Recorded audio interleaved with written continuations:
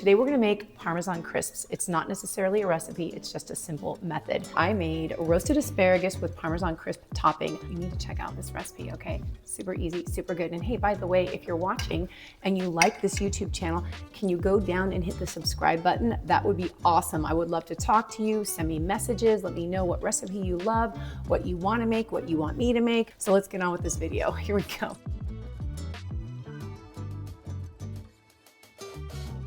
The first step is to preheat your oven to 400 degrees. So I've done that.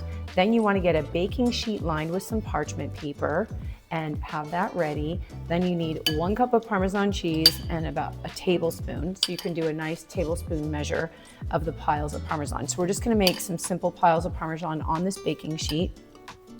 And what I'm doing, you don't even need cooking spray. The fat and the cheese is more than enough.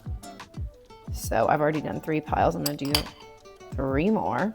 How many times have we gone into the pantry and we're like, oh, I wish I had those Parmesan Crisp things, yet you have Parmesan cheese in your fridge.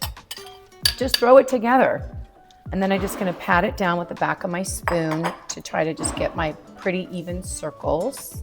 Okay, so these are done. This is the world's easiest, simplest thing ever. Pop these in the oven at 400 degrees for about 5 minutes. All right.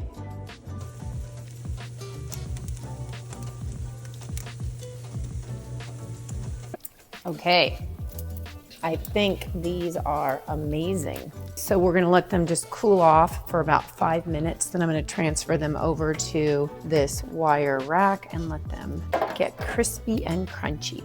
Here they are, simple, easy Parmesan Crisps. Beautiful, simple, fast, and easy. Remember to like, save, share, and that you are deeply loved by God.